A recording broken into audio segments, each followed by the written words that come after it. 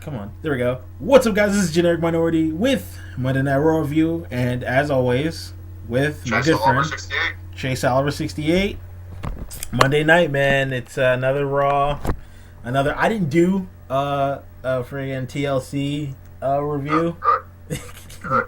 You missed out on probably one of the worst shows to review. I mean. Oh no, I watched the show. I watched the show. I just didn't do a review. Yeah, but you missed out on reviewing that terrible show. I mean, there's nothing in that like you could have reviewed to make that show sound better than it was. I actually had someone on YouTube who literally left me a comment trying to tell me that like everything on TLC was good, and I just sat there and I said, "Holy fucking shit! The WWE has you brainwashed if you thought that McGree was good." Jeez. Because no offense, that show was garbage. I mean, I get it to some fans who might like it for certain things, and that's fine. But seriously, like, oh my god. Like, that show was just bad. I knew I didn't want to do a review as soon as I was looking at my little laptop note, and I had 3 matches in a row where I put the letters IDC as in I don't care in a row. So like whenever I put that down, I'm like, oh, I don't care about this. 3 out of like the 7 matches they had, I don't care about, and John Cena, I don't care about. So I was like, that's 4 out of 7. So that's enough for me to not do a review. Cena Rollins overbooked the city. That match was like so much run-in, so much ref bumps. Like, god damn, that match pissed me off just as much as Cena and Rollins' match tonight inside the steel cage kind of pissed me off. Like, god. I wish we could talk about it now since we're on the subject of Cena and Rollins, but frick, man, that steel cage match. We'll get to that. Stupid how the book it was for it. It was just stupid. Like, in ring-wise, I thought it was a pretty solid match. You forget the booking. But the booking really matters, and it was just stupid how that match was booked. Dude, that match was out of control. But we'll get to that. We have to start from the top and then move down. That was called a teaser for all you people, so that way you guys can stay tuned and find out what I really think of the match. Yeah. I would love to find out at the end of you just completely the match was amazing. I don't know what you were talking about, Generic Minority. I thought the match was great. So, Raw opens up. We get the countdown, which I don't follow like crazy on social media, so I didn't know that this was happening. But we get Y2J. He's the guest host of Raw. That's cool. He comes out. He calls out Fandango for stealing his slammy, but he's met with, instead of Fandango, Paul Heyman. Paul Heyman goes to call out Seth Rollins, and he is met with Seth Rollins. Seth Rollins comes out, gets in Paul's face a little, but calls out Cena.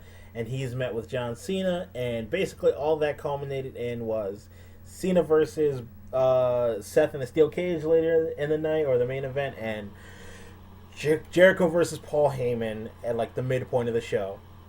That opening segment was it was cool to see Jericho as always. Nice to see Paul Heyman on TV being Paul Heyman, the great Jew advocate that he is. Good to see Seth. As soon as Cena walks in, it ruins everything for me because it's me. But the segment itself didn't really matter. Yeah, that segment was weak as hell. It was like 27 minutes of confusing television because here's Jericho. He's calling out Fandango. Okay, that makes sense. He wants a slammy back. Then out comes Heyman, and then Heyman cuts his usual Heyman promo. I mean, if you've seen one Paul Heyman promo, you've seen them all. And then afterwards, out comes Seth because Heyman mentions his name, and then Seth cuts his usual whiny heel promo when you know he's much better than that. And now comes Cena to like pretty much belittle Seth like he normally does in every promo and cut the usual Cena promo, thus leading to a main event match. I mean, even with I just named you Chris Jericho, Paul Heyman, okay? I just named you those 2 names there. You should think, oh, that segment probably wasn't that bad. And it probably did a lot for the show. But it didn't. It really was just out there just because the WWE had a long freaking script for it. Like, oh my god. It was... Did this promo need to be like 27 minutes long? No. It's like, can WWE just kick off Raw with a match every once in a while? Like, I understand the opening segment kicking off Raw because that's supposed to set up the story of the whole show. But this opening promo was just blah.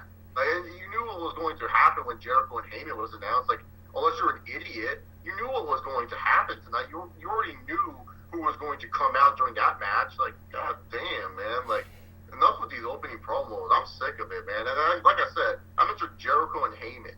How can you have, like, a bad promo, which, I mean, okay, Heyman has had some bad promos with Cena. Jericho, he's kind of been iffy on the mic ever since he's returned.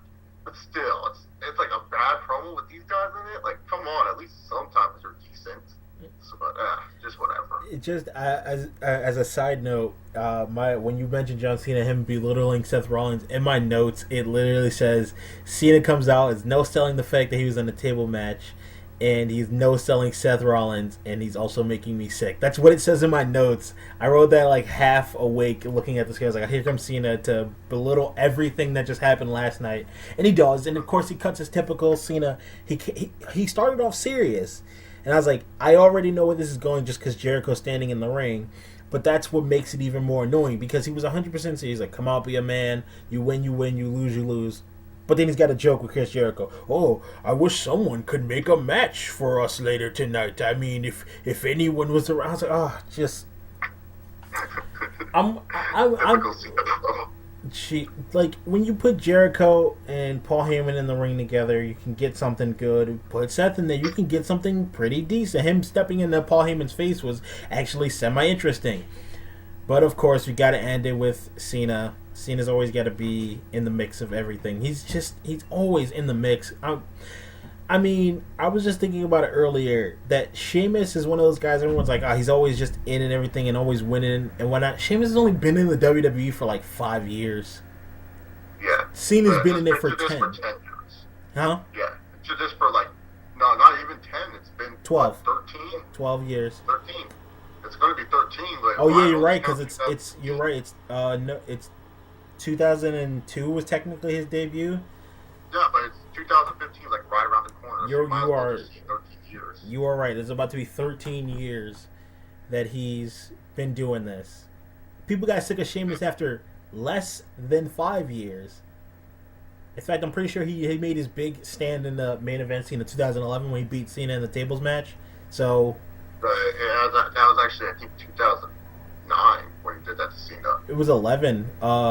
It's 2009. 10. Because 2010 he faced Triple H at WrestleMania. Really? Yeah, because 2011 Sheamus was like freaking doing nothing. He was like in the doghouse for whatever reason. Like he was literally doing nothing, and then he like the highlight of his life in 2011 was that he called out Mark Henry on SmackDown. Man, my memory's all jacked up. Yeah, the WWE can do that to you. Like I can't, like events are all mixed up in my head. I remember them happening, and for some reason they're in the wrong time. I don't know. Maybe I'm wishing for a better time that was closer to now.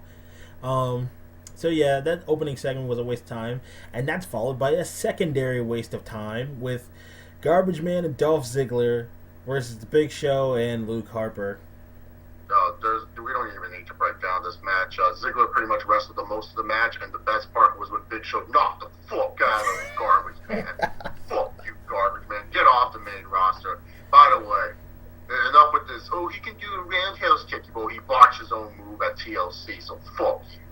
No one cares about this guy. I'm sorry. Like, why? Why is it that the WWE trying to push this guy? It's like, there's Cesaro on the main roster. Do they not realize they have Cesaro chilling in the back? You know, I like Curtis Axel more than Garbage Man. Why not put Curtis Axel in this position? No, we put this big whole freaking fuck that no one cares about. So, I'm glad that Big Show got the win on him again. Like, people are like, why are they pushing the Big Show? Cuz, who would you rather push in this situation? Big Show or Garbage Man? It's the lesser of two evils here. Big Show is the lesser of two evils. You don't want to push someone that you know you're not going to do shit with in the future. You're not going to do shit with this guy. I don't get it why people are like, oh, it's burying him because he's losing to the Big Show. This makes no booking sense. Why do you give a fuck about some lower mid card piece of shit? Why? You know this guy ain't going to do shit. You know that. The only thing Garbage Man is good for is a feud with Luke Harper. Nothing else. There's nothing else for this motherfucker to do after that. He's useless. He really is. So, you know what? Good that he lost. Great moment. I think Chase said everything that needed to be said about Garbage Man. If they really wanted to put the Big Show over, they just have Eric Rowan come out every week only to get knocked out by the Big Show up until his match that he's eventually going to have at some point with your good boy Cockfist. Yeah, that's what they should just do. He's like, I call him Garbage Man now thanks to you, and I can't get it out of my head.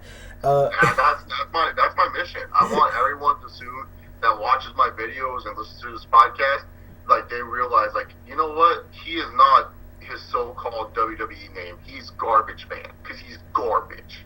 Like I got that.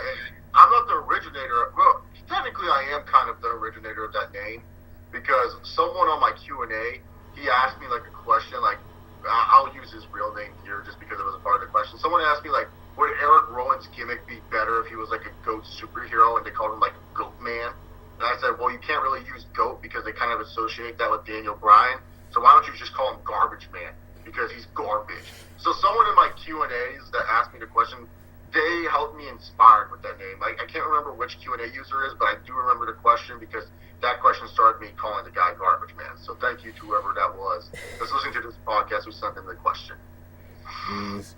No, he's like, yeah, they're just like, there's nothing. You already seen what they've done with Luke Harper, which I mean, obviously you can't do anything with him when you put him up against Dolph Ziggler because he's putting a spark in WWE or another one, which will probably flame out at like it always does every time he gets like this.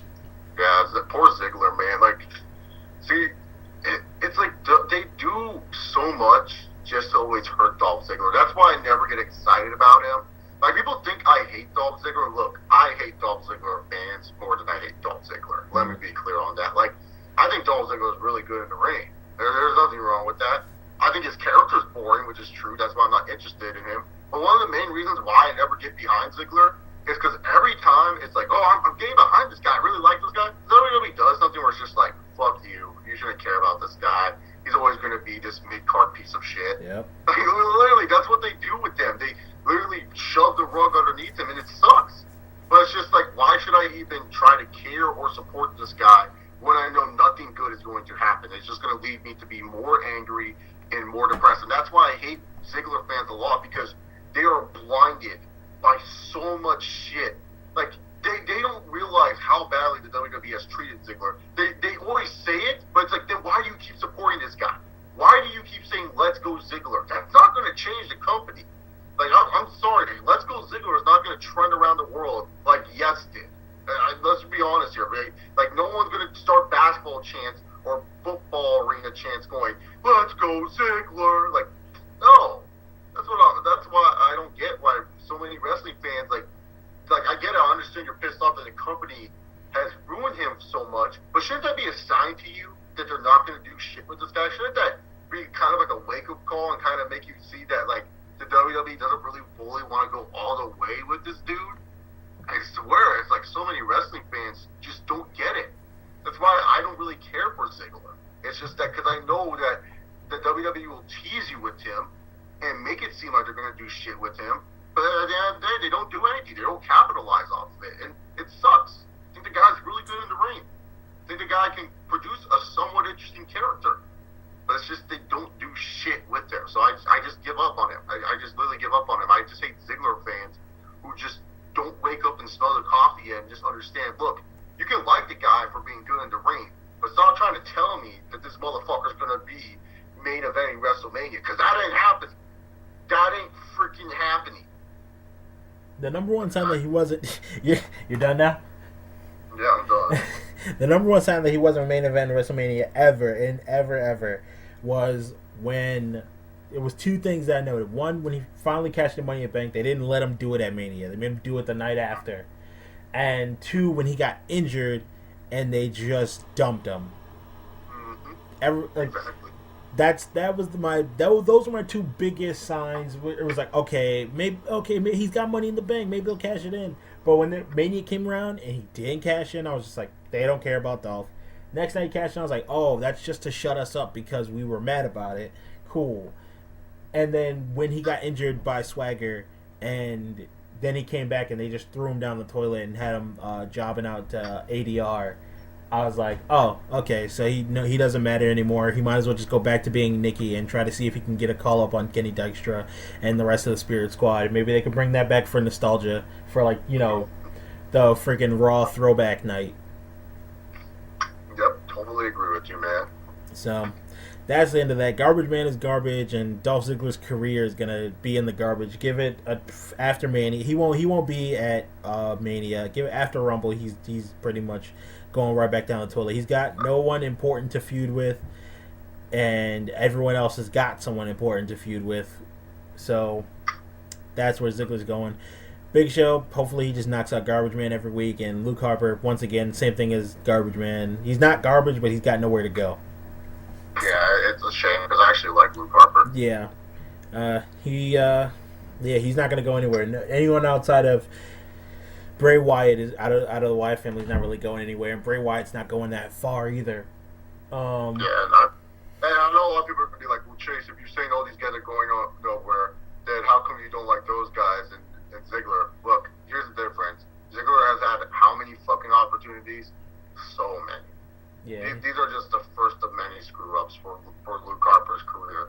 I have to wait and see, that type of deal. So. Yeah, as of now, Luke, the whole Wyatt family, Luke Harper, Eric Rowan, and Bray Wyatt aren't really going anywhere right now, but they've got chances. Dolph Ziggler's had chance after chance. He's already wasted his 3 strikes. He had Mania, he had when he was world champ, and he really even kind of got wasted back when he was world champ for like a day, and then Edge beat him, all types of stupid. So he's already had his 3-4 strikes. He's done. Next, jeez, I'm looking at my notes. Next, we got the Bellas came out for a tag match. Oh, God. Before I even knew who they were tagging up against, I made I solemnly swore on Twitter that whenever those two have a match or are out together, that all I'm going to ever say about it is that, quote, I wish you died in the womb, sub Nikki Bella. That's all you need to know. That's all you need to know. The Bellas have a tag match. I wish you died in the womb. That's all I'm ever gonna say about the Bellas whenever they walk out. Until I don't even care even if they ever do start feuding again. That's all you need to know about the Bellas is that at one point Nikki said, "I don't care if you wrestling's real, fake, blah blah, kayfabe." At one point, storyline wise, Nikki Bella told Brie or said about Brie, "I wish you died in the womb." There's no storyline where you can tell me that didn't, huh? And they're back together now. Yeah, and they're just cool with that now. That's the 2 things you need to remember. Nikki said, "I wish you died in the womb." Brie doesn't care. And this is not like it's like the Bellas were like split up for a year, so it's like okay, it's just WWE thinking those fans are stupid. Like they literally were split up for like what 2 months. Yeah, the elbow from the elbow shot to the month where they had she was the thing, and that doesn't even count because that month she basically were like they were tightened at the end of it. So a month and a half they were split. Yeah, month and a half. Oh man, so it's that's why it's stupid that they're back together. Yeah, man. Oh, WWE's just they're building a great story here between the Bellas. I mean, they're going to be the next Kevin Steen versus El Generico. It's out of control, dude. I wish you died. I wish both the Bellas died in the womb. I don't. At this point, I'm more interested in their brother. Huh? I like Bellas. I like the Bellas. I have nothing bad to say about them. I've never ever liked the Bellas at all, and it is partially due to that whole Twin Magic bit when they first started, and because Michael Cole never stopped talking about it, and I hate Michael Cole. I just immediately associate those two with Michael Cole, which means I don't like them, and then I just don't like them. I don't know them personally, but their in-ring personas, their mic work, their in-ring work is better, but the in-ring personas and mic work leaves something to the imagination, and then the storylines they put them in are terrible. Yeah, and at least Tyson Kidd was being a great friend. Not Nick Kidley. I think it's funny as this like husband who only cares about himself and everyone else but his wife. I like the storyline, and I hope it leads to something for him. Because I really think it'd be interesting if they did do something with this Tyson Kidd and Natty relationship. Like, because I don't know if anyone watches Total Divas, but pretty much like on Total Divas, this is what they're doing. This is the storyline that they have set up is that Tyson Kidd is like the husband who doesn't give a shit about Natalya. And you can tell it's like really fake because Natty's like overacting it. And then Tyson Kidd is not even trying to act. He's just acting like himself. And it's just really bad how it comes off on Total Divas, but on WWE TV it works like magic, and I just can't wait to see more. Like I hope it leads to like Tyson Kidd cheating on Natty with someone that's like a little bit younger than Natty, be like something like that. I hope it leads to something like that. I hope it leads to some high end drama because I think it would be good for Tyson Kidd to be in a storyline like that. Why not? You're not doing anything else with this guy. I think it would work wonders. Natty's a good wrestler, and you could probably get another Divas feud out of it. I know that makes too much sense, and WWE probably won't do it, but come on, be a imaginative with the storyline. Do something different with the storyline. No. No, the only time WWE would do that feud is if they were gonna have her go up against like Charlotte, not someone on like the roster to help her get over. They're gonna have her go up against someone else that it should be getting some spotlight. Nah, though, I mean, worst / best case scenario is that he cheats on her with like Eva Marie, so she can just beat her up every week. I mean, Eva Marie is the garbage man of the divas, so she's just like, I mean, don't get me wrong. I like Tyson Kidd. I like Natty. I like what I saw from this, like him coming over to run over to Nikki, which, by the way, Natty made Bray tap out in like 2 minutes. I like what's going on, but I don't watch Total Divas. My mom and my sisters do, but I don't have high hopes for WWE because there's too much things that you could do that would make a lot of sense, which means they're going to try to find the one odd hair that doesn't make any sense and go, it's great, it's amazing, it's a twist, we'll throw a swerve at them. So we'll see where that goes. Next we got, what was it, the highlight reel. Rusev and Lana on the highlight reel with Jericho. I mean, it was just corny Jericho jokes, and they weren't that funny. Corny Jericho jokes that The Rock had already made like a month ago. Yeah, exactly. I felt like Jericho was trying to trump The Rock, but it was like, the difference is, it was like, okay, let's just be real here. Jericho is nowhere near the star level as The Rock. I know some wrestling fans would argue that, but just stop. Don't try to compare Jericho and Rock at all. Just because Jericho and The Rock were in the same era does not mean they were like freaking equals. The Rock has always been greater than Jericho, and also it was like The Rock was such a surprise that he was actually there. It was like, holy fucking shit, The Rock is here on Raw. Like, what? And Jericho, you know, we see him every time. It's just like, who cares? And it just upsetted me who came out, because I've been waiting for a Ryback and Rusev feud. I was like, oh, you know what, man? Ryback and Rusev, that's the WrestleMania feud. But it's like now telling me that Ryback going at Rusev early, which means Rusev, his feud at WrestleMania is going to be against one John Felix Anthony Cena. And that's going to be terrible for all parties involved. So I really hope this is just a tease for these two just to collide in the Rumble match to lead to their match at Mania. I really do hope this is just a tease. And it's not going to be, okay, we're going to do this match at the Royal Rumble and then fuck it, go on to John Cena Rusev. I really hope, because seriously, if Cena's the dude to face Rusev, I'm just going to be so upset and just depressed. You sound depressed, just the notion of it. Yeah, well, because like, I've been waiting for a Rusev Ryback feud. Like, it's like, this is like the feud that makes sense for Rusev to face is the freaking big guy, the guy with the meat hook clothesline, Ryback. Like, you should be facing a monster like Ryback. Like, you know, Ryback is now a babyface that people seem to like and enjoy. You know, they have no problem with him anymore. Like, people used to hate Ryback. Remember that? Like, everyone just hated Ryback and said, oh, I can't stand this fucker. But now everyone likes the dude. So it's like, it's good that Ryback is all of a sudden now like a beloved person. Yeah, it's like you knew he was good when they stopped the Goldberg chants. So yeah, it's like now he's a beloved person, but it's just like, it's so depressing because it's just like, oh, great, you know, like after this, you know, it's Cena, because besides Ryback, after Rusev crushes Ryback, who's next? I mean, it's either Cena or Cockfist. No, he's got more important things to do. I left it in the comment section of your video what your review when you were smacking yourself in the face. That's why I was super hyped about you getting on the podcast. I had left it. You were like, what would Super Cena and Cockfist tag team be like? What would their finisher be? I didn't know if you saw it in the comment section what I had put. I read all my comments. I forgot what you named it, but it was kind of innovative. It was different than most names I was getting for it. I called it, and I have it written in my notes, and it's just now I just call friggin' what's his name? Not Ryback.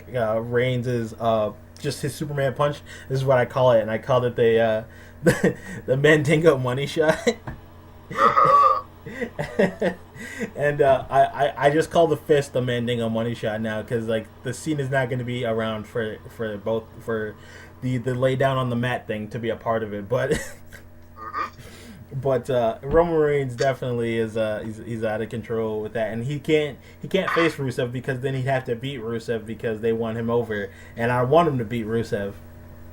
I definitely don't want Cena to do it, but I don't want Roman to do it because that only solidify the people on the internet being like, see, look, they're trying to shove him down our throat just like Cena. It's like, Yeah, exactly. That's the reason why. Cause like with Ryback, it's like with Ryback, he's like the one guy that WWE can use this to help salvage him, and not only that, give him a mid card title, but also set up a guy that could be a long term babyface for you because like besides Roman and maybe Dean, it's like who's next? Like what I'm saying? Like yeah, Cena's not really a babyface.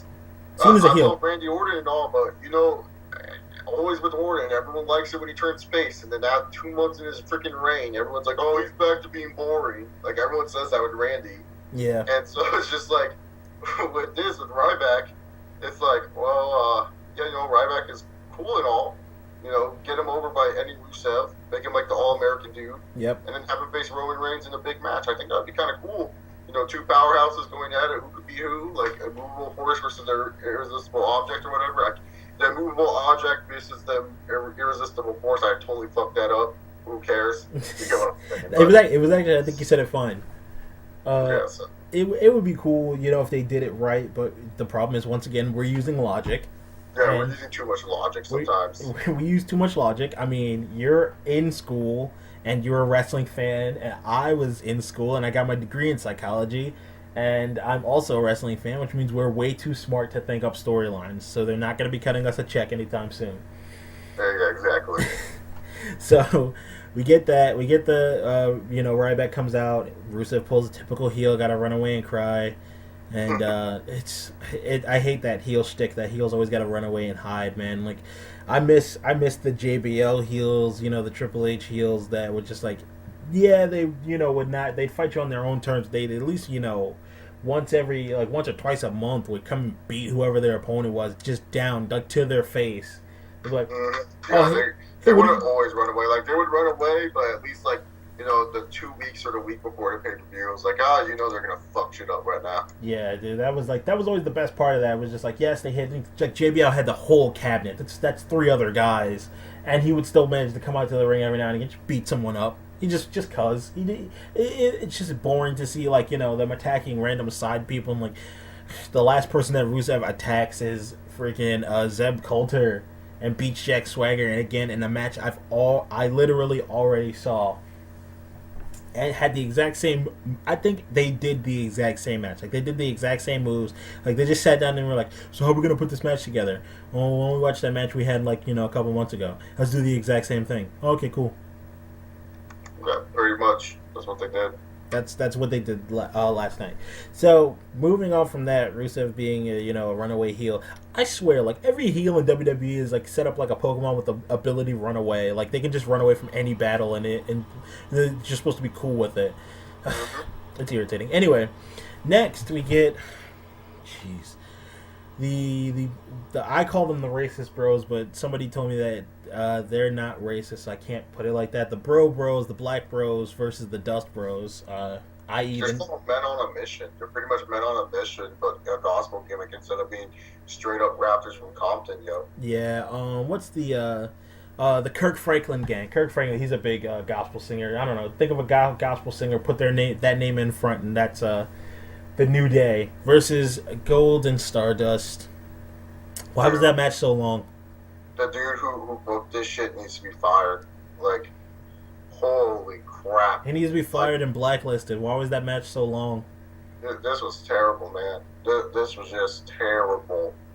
Like, and so many fans on Twitter were all like, "Oh, can't believe you guys are chanting that at the New Day. You're trying to get over." It's like, yeah, trying to get over that shitty gimmick. I'm sorry. Because the thing is, we all know Kofi Kingston, Xavier Woods, and Big E. They're much better than this. They can do much better gimmicks than what they're doing right now. We all know this. This ain't no freaking lie. This is the truth. They can do so much better than what they're doing right now. And yet they're feeding us crap with these guys. We all know Stardust can do better as Cody Rhodes. And we all know Goldust is over the hill. Like, whether you like Goldust or not, dude, guy's old. You don't need to see this dude anymore. I'm sorry. Yeah, he's not going to be around forever. Like, I swear, man, like, he should be done wrestling. Like, he shouldn't be, showing up all the time. It was cool, when they first got back together, Cody Rhodes and Goldust, but after that tag team title reign, should have set up the feud and gone home, but whatever. The guy, like, I feel bad that these guys are stuck with these gimmicks. And really, to be honest, I had no problem that fans were chanting things at them because this match was bad. It shouldn't have gone long whatsoever. It was boring, and it didn't help any of the guys in the match. Yep. It didn't. That's basically it doesn't help anyone. Yes, I do agree that Goldust is over the hill, but what he was still had left in him was for him to feud with Cody, and he's slowly running out of that. And the feud itself is slowly running out. Well, it's not slowly, quickly running out of steam, and it's actually probably done at this point. Because the interest in wanting to see Cody versus Goldust is slowly running down. That was one of the things people want to see. And nowadays, it's just no one even talks about it. And the New Day, they're just a shiny new toy for the WWE. They're gonna throw these guys away soon enough. They're not even a good shiny new toy. They're like a Happy Meal toy. They're the bootleg zone toys. They're those knockoff toys. Instead of getting a RoboCop toy, you got Robert Cop. Jeez. Yeah, I don't like the New Day. I mean, people keep giving me garbage about it. People that I talk to about it, they're like, how come you don't like New Day? You like Kofi Kingston, you like Xavier Woods, you like Biggie. And I was like, yeah, I like those guys. I don't like this gimmick that they're in. It's, 1, offensive to me. 2, it's stupid and offensive to my intelligence. And 3, it's not going to get any one of them over. They're not going to be like the gospel hip-hop version of the Shield. They're just going to be a thing. People are going to clap to it and, bop to their music, and there'll be a flash in the pan for about 2 minutes, maybe not even, and move on, and they'll be back where they were before this.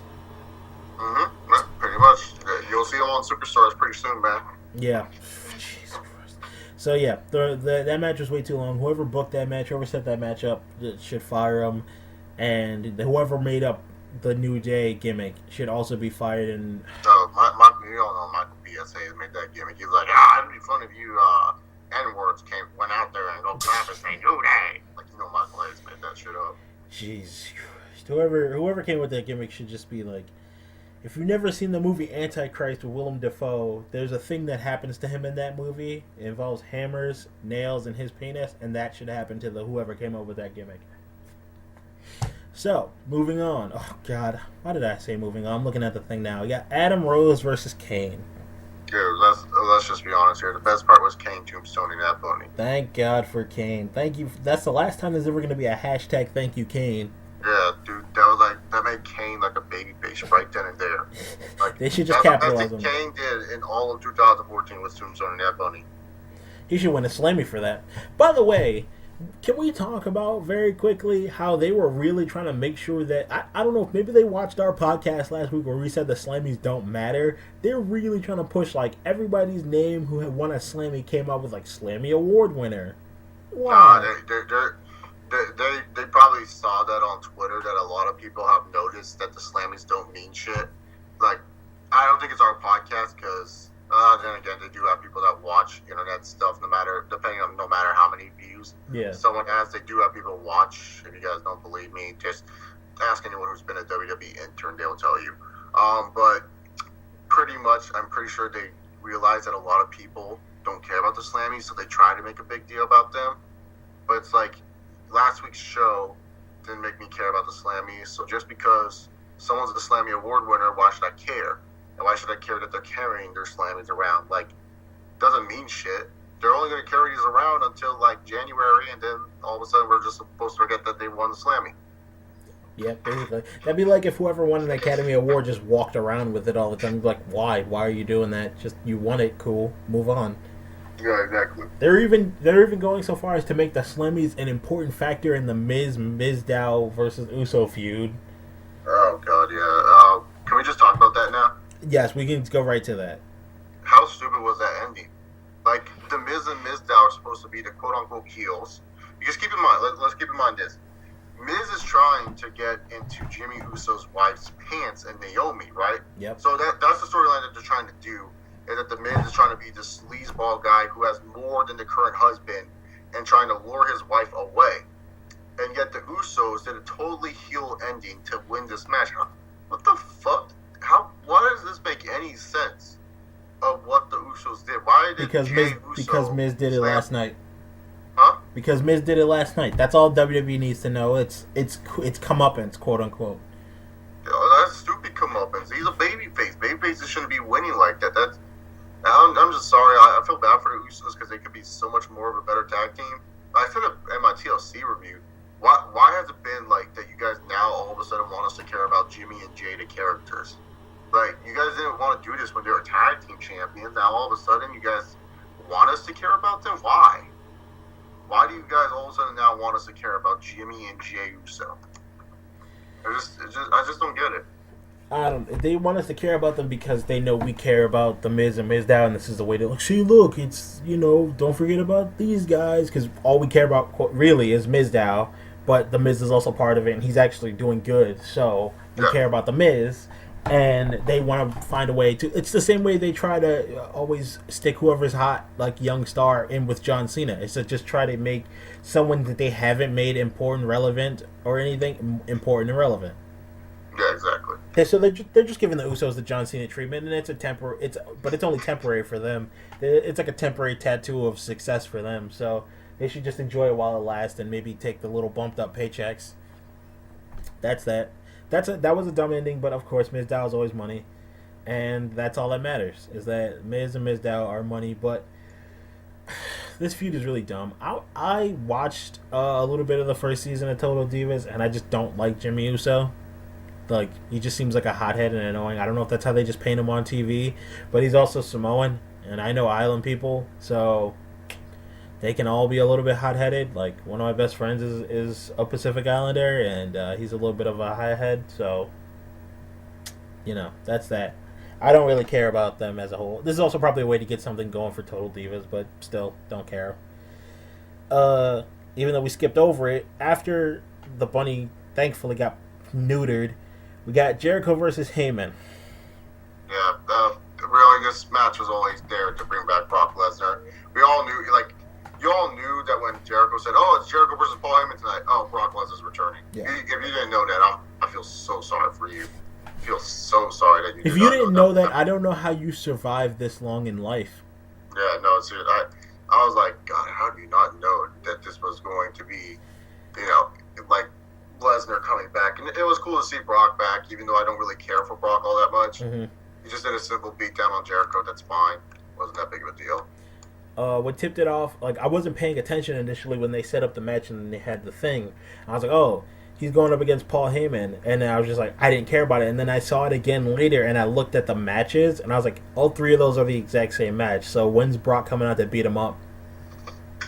Because it was like Street Fight, Extreme Rules, hardcore match, and I was like, all three of them. I really don't think we need to talk about the stipulations. I think honestly, what's the point? Because all those stipulations are the same, like you're saying. So, what's the point of even talking about? I'm just talking about them in the sense that they were all the same. So that was, even if you weren't thinking about, you knew something janky was going to happen because they weren't even trying. They weren't trying. Yeah, you already knew something janky. It should have just been obvious that Jericho versus Heyman was happening. You should have already known Lesnar was going to come out. Yeah, he should have just said, you, me, no disqualification. That's all he should have said. Yeah, exactly. We shouldn't, I think they just did it just to get, more people to download their stupid app, which by the way, I have, and I haven't used it at all since the first week it came out. I think I used it once. I actually used it twice. Once I used it just to check out what it was, and then I kind of got bored with it. Then the second time, my friend missed the beatdown, that Daniel Bryan got on Triple H. Remember when Triple H handcuffed Daniel Bryan? Yeah. Showed my friend that video segment on WWE app, and he was like, "Oh, okay, that was cool." That's the only thing I missed. WWE is notorious for creating useless apps. I mean, I liked the Supercard thing, but it's such a janky game and it takes up so much space on my phone, I had to delete it, and I never cared for the WWE app. From day one when Michael Cole was talking about it 8 times in one show, I was like, oh, yeah, Michael Cole talked about it 1 and 2, I don't care. So, I think WWE is like a social media challenged market. Like they don't know how to attack social media whatsoever because they haven't done good in anything they've done that's like entered in like social media. Remember Tout? Remember when they were like shoving Tout down their throats? Like I almost flaked and got a Tout account. And I was like, oh my god, I almost wasted my life. Yeah, I made like so many Touts trying to get on Raw, and Trio Rose show they got on Raw like 3 times. Oh jeez. Actually, yeah, I was like, man, I'm probably good at Tout. You know, like they started up in Twitter, and I already had Twitter for a while at that point. I was like, sweet, maybe I'll get one of my tweets put on Raw. And then Tout came out, and I was like, oh great, now I gotta move to this. And then Tout just died, and I was like, okay. WWE sucks at that. What are they gonna do? Put like, oh, everyone get a My Yearbook account. Yeah, get your my yearbook account right now. Like, better sign up for that. Yeah, that's another thing. They always like choose like a social media project that's like either bad or like dying. Like, yeah, enough about WWE social media. What else did we have on this terrible episode? After that, we got Fandango came out to a roaring crowd of silence, only to, when he started talking, be silenced by your boy. Cockfist! Came out, hit him with the what I'm now going to call the Mandingo Massacre because the way he punches people with it.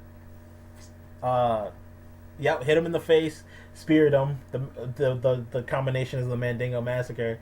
And then he was interrupted before he got to put a word in by Big Show. Yeah. Pretty much Big Show came out because they're trying to hint to you that like Big Show is going to be Roman Reigns' big threat to win the Royal Rumble, which is understandable. Like if you're someone that doesn't watch the product as much as we do, and you turn on the Royal Rumble and you saw that Roman Reigns had to eliminate the Big Show last, you'd be like, oh shit, man.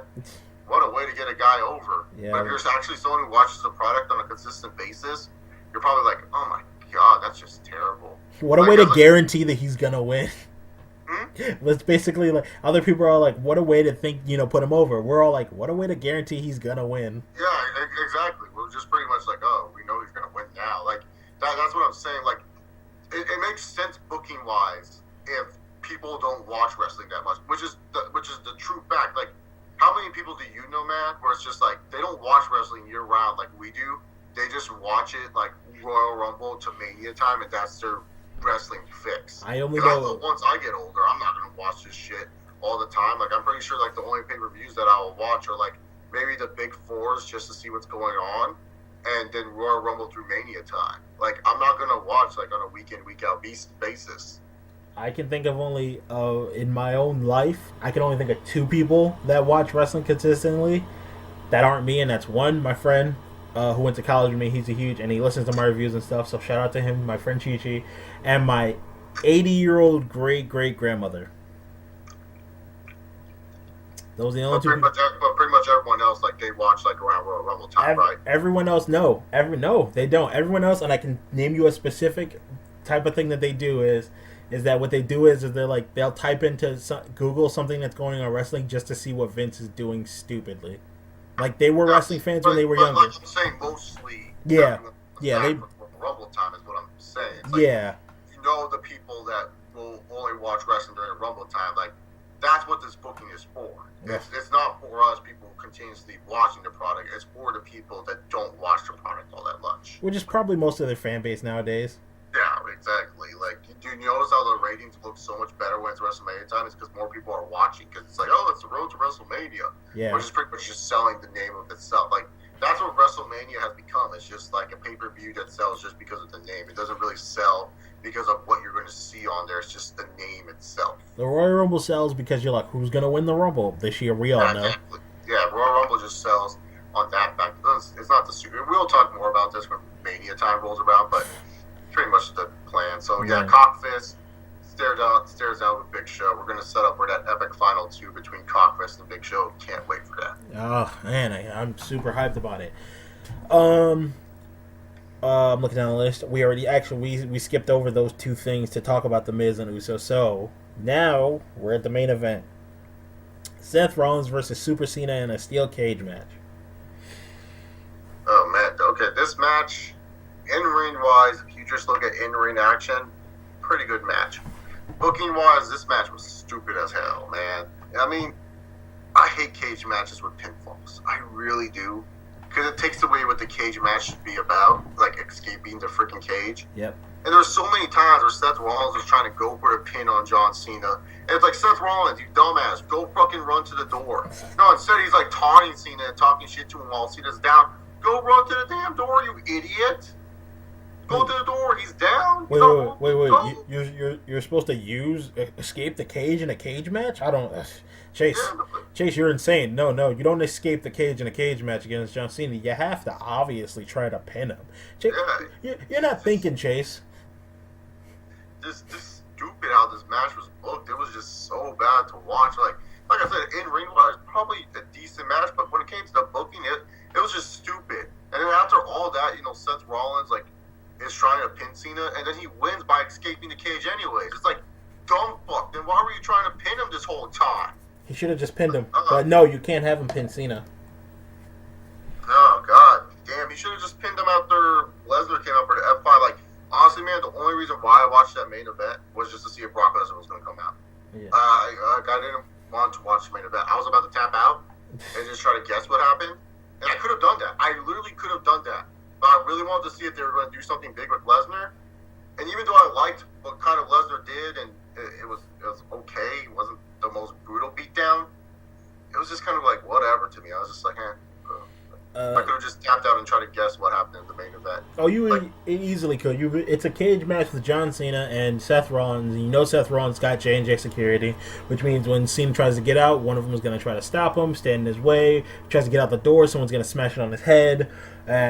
It's like you could call the spots easy. Oh yeah, no, me and my friends, when we were watching this on Skype, we were calling the spots. We were like, oh look, here comes the Cena reversal. Oh, no, just on time. They're like, oh, Rollins is about to escape. Oh nope. Here comes Cena to get up. Oh, Super AA. Oh, Oprah lay down. Here comes Lesnar. Like, we all knew what was going to happen. The Super AA, man, that we need to talk about that quickly. The Super AA, I hate that move. I hate it so much. It's death. Anyone's career. You want to be successful, don't take that Super AA. No, it killed. I mean, granted, he wasn't my favorite, but I actually thought he was decent. It killed Bobby Lashley. They tried to use it to kill Orton, but you really can't do that because you kind of need him. They're trying to use it to kill Seth Rollins. They didn't use it to kill Bray Wyatt. Technically, I mean, you take an AA that's not just a normal one. That's like it's got some added stipulation, and your career is kind of down the toilet at that point. And you become, one of Cena's whipping boys for him to get over on. And that's irritating. But we did get the return of Bork, and that was awesome. So he came. I was actually more interested to see what he had done with the title because he didn't come out with it earlier. I was like, what did he do with it? Yeah, well, he had the title, and it looks the same, so that's good. I mean, it doesn't have deer blood on it, so he wasn't walking around with it while he was hunting. Yeah, he didn't take it with him while he was hunting. So. He should have. That would have been awesome. I just feel that WWE has just messed up with Brock Lesnar. It's just like, I'm not interested in him that much. And it's nothing to his own fault. Like, he's still... Like, I'm not a Brock Lesnar fan. Like, I hate this guy. He annoys the crap out of me. Like, I don't think he's terrible. Like, I think he's good for what he does. But it's like the WWE's done such a bad job that I was disinterested seeing Brock Lesnar come out. Like, I was just like, it shouldn't be like this. I think the WWE has done such a bad job with him as champion these past few months. And, he shouldn't be, a boring figure when he comes out. Brock Lesnar should be that one guy where like, oh, thank God he's back. But I just didn't care. And I think it's just been such a poor job of executing him as champion without him appearing at all. That's just my opinion, at least. But it is what it is. And now it's time for those Cena Lesnar promos. You're correct, and their handling of him as champion goes all the way back to their handling him when he first returned. Yeah, exactly. Like, it's nothing of Brock's fault. I'm not blaming anything on Brock. Like, I just said that WWE has disinterested me. Like, first of all, I've never been a Lesnar fan, but just because I'm not a fan of someone doesn't mean that WWE can't do something to make me interested in them. Like, oh yeah, if they made Garbage Man somewhat more of an interesting character to make him so fucking pathetic, then yeah, I would probably like him more. Maybe if Garbage Man was, not being pushed as a single star way too fucking early in his career, I'd probably like him more. I really would. I probably would say, you know what? I may not like the guy, but at least the WWE's trying something with him. But it's way too early for Garbage Man to be getting a push. I mean, I don't like Lesnar all that much, but I can't deny there are some matches where I'm like hyped up to see, Lesnar in. Yep. And it's just like now, it's just like they just made him just so disinteresting. It's like, what the fuck? This guy was like the biggest draw in the UFC history. This guy was like a huge success for your company, once Austin and Rock left. Like, yeah, the money wasn't there, but he was still drawing eyeballs to the product. Like, at least you guys were doing really good rating with Lesnar. Yeah. Now it's just like, fuck, who cares? He's been like, I mean, the closest thing I can attribute Brock Lesnar to being to is like the Mike Tyson of WWE. Like, he wasn't around forever, but he drew eyes, maybe not as much as you wanted, but I mean, obviously he doesn't draw as much as Mike Tyson did, but I mean, the way they handled Brock since his return is like, it should have been a bigger deal. I want to say the Brock Lesnar, the Mike Tyson, I would say he's more like Floyd Mayweather of the WWE, except minus the whole bunch of money he made. Like, like Brock Lesnar, when you had young Floyd, everyone wanted to see young Floyd fight. And it's like when you had young Brock, everyone wanted to see what young Brock was going to do. And now you have old Brock and old Floyd. Like, old Floyd, he still brings interest. Like, people will still watch it, but it's just like they don't really care that much because they know that Floyd's fighting these people who are way inferior to him. Yeah. And they want him to, they only wanted to see him to fight Pacquiao. With Brock, it's like the same thing. Like, we got the match we wanted to see with Brock. A lot of people wanted to see Brock versus Undertaker. I didn't because I knew that match was going to be garbage in the first place. Yep. But, like, we got that with Brock, but it's just like you haven't followed up anything. Like, you haven't followed up anything with Brock. So I compare it more to Floyd Mayweather to the sense where it's just like, young Floyd, everyone wants to see just like young Brock. And it's just over time, he's just become disinteresting. It's no fault to his own. It's just because, the sport of boxing has just been weak over the many years, just like the business of professional wrestling and mainly WWE's writing team. So I compare it more to Floyd than it is Tyson. You know what I'm saying? I think you actually hit the nail right on the head. And with Brock, they made him so weak on his return. Yeah. And then they made him weak. They had him lose to Cena unnecessarily. They had him lose to Triple H, and even when he beats Triple H, he looks like a wimp in that steel cage match, crying, talking about my knee, Paul, my knee. And then they tried to, and they did. They tried to make him seem like he was capable of beating The Undertaker. Then you have him beat The Undertaker, and you're like, why? One, he doesn't look like he can beat The Undertaker by the way you've booked him. And two, he shouldn't have beat The Undertaker. Yeah, so, I mean, here's the thing. If Brock Lesnar was still undefeated at that point, and I always said this, I understand why the WWE had Brock break the streak, because they wanted to add more to his attraction bonus. But here's the thing. If you're going to do this, you have to do this when he first came back. Like, 29 should have been the time where he broke the streak. You get what I'm saying? Because at 29, if he would have broken the streak, it would have been at least like, okay, at least we're getting a 2-year investment out of him breaking the streak. You get what I'm saying? It's just like, we get 2 more years of Brock Lesnar. Him, breaking the streak at 30, it's like, you only get 1 more year of an investment. What sense does that make? And like you said, they haven't made him look all dominant. Like, he loses these matches he's not supposed to lose to. It's like, if this guy was undefeated, it would be like, okay, this is cool. This is the right decision you should be doing with Brock Lesnar. Yeah, I can believe this. I mean, I've seen him beat guys in the UFC. So, yeah, he should be undefeated. But it's like, his return match, he kicks John Cena's ass for, like, what, 20 minutes? And then all of a sudden, like, 1 AA and it's all over? Yeah. Oh, no. Chase, you forgot. It was on the steel stairs. I remember all the stats we got about him last night at the TLCS pay-per-view. That was stupid. Like, you know they were trying their hardest to fucking get over that they're having this. They were trying to get over these stairs because they're like, oh, we added the name for it for a reason. So let's show why the stairs are important, man. Like, shit, dude. Those stairs are like plastic. They're not steel. Those things are made of like aluminum. And, I mean, last night that spot that Big Show took on them proved that they were actually relatively strong. But that doesn't mean that they're important, and they were so unimportant that Michael Cole kept calling them chairs the entire night. He was like, welcome to TLC and chairs. Mm-hmm. So that gives you an idea of one, how stupid that was, and two, how little anyone cared. I was like trying to put hashtags in, and it was like TLC and stairs, and I was like, this looks really stupid on paper. I just did WWE. I even named my pay-per-view review WWE TLC. I was like, I'm not adding S to it. Like, that sounds stupid. TLCS, jeez. Yeah. TLCS sounds like some weird STD you would get from like sleeping with some of the members from TLC. Oh God, no! Fuck that. Mostly just chilly. She slept with Usher, and that's gross. Anyway, yeah, that's it. I mean, I don't know. WWE is just down, and we'll see what happens as the road to WrestleMania gets narrower and narrower. They get a little bit better, but yeah, they get a little bit better. There's more consistency. At least with the road to WrestleMania, it's kind of like you can tolerate the Raws because WrestleMania. Even though there's been a lot of bad manias, it's always with WrestleMania just the setup and the stage kind of makes up for the bullshit that you've been sitting through. Yeah, and it's kind of like, man, it's like right now watching the WWE. It's like watching like a shitty basketball team. Mm-hmm. It's like watching the New York Knicks. You know what I'm saying? Don't talk about it.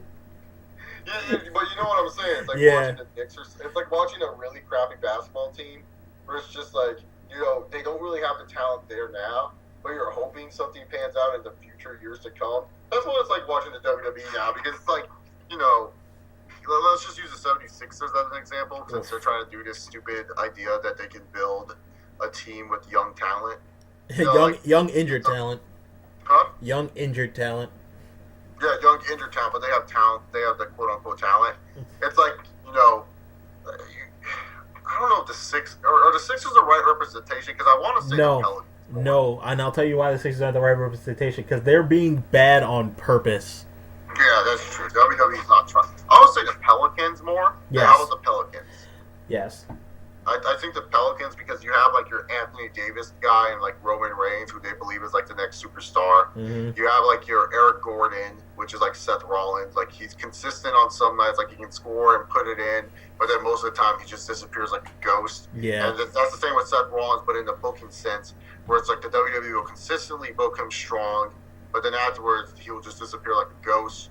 They have their like new floor general and like Dean Ambrose and like that's like Drew Holiday. Like he's going to demand a lot of attention. He's a star in his own right, but he'll never get past Anthony Davis as the big star. And Bray Wyatt is Tyreek Evans. You're like, man, I really have high hopes for this guy. Wait, what happened to him? What happened to him?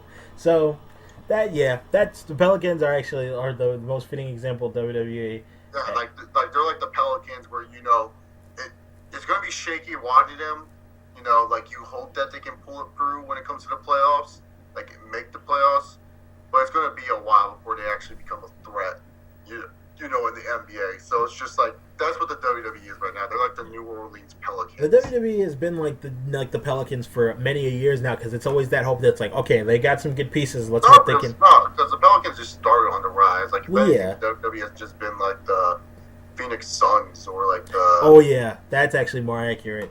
Yeah, like if anything, like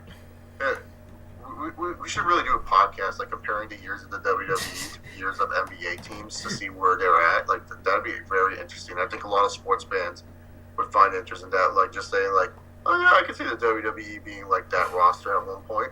Oh yeah, I actually think that's a great idea. We're gonna have to schedule that one out. But I mean, with the WWE, it's like the Pelicans. You're like, man, you hope. But the one thing, just like in basketball, you really hope none of the pieces fall apart, get hurt, get let go, and then wind up being stars somewhere else. And it's watching the WWE as a fan. I tweeted at you earlier, about Bray Wyatt and that stupid explosion of the TV screen last night. And how I'd just be done with WWE. I swear to God, if it comes on TV tomorrow night, talking about the reason why that TV blew up was because of Abigail's vengeance for that chair, I'm done. I won't do a single podcast or anything ever. I'll do them, but oh God, the booking is really bad now. I don't know what to say about it, man. Yeah, I don't know what to say about it either, but hey, it is what it is. We'll see. We'll see as the road to WrestleMania narrows. We'll get more and more. What the hell is this on my screen? Oh, the Maze Runner. Sorry, I was distracted by something that looked like Harry Potter on my screen, but was not Harry Potter. So that's that. We've gone on for an hour now. Join us again next week when we inevitably talk about Monday Night Raw and how great Mizdow is. Okay, brother. Oh my god, I forgot. Christmas special, dude. I forgot. Oh, great. Well, we'll be back next week. Same bat time, same bat place, quote unquote. Join me next week, Chase. And Merry Christmas. Merry Christmas. Fingers crossed for the best. Bye, And for all everybody. the Jewish people, Happy Hanukkah. For all the Muslim people, we don't celebrate Christmas. So, Assalamu alaikum. Bye.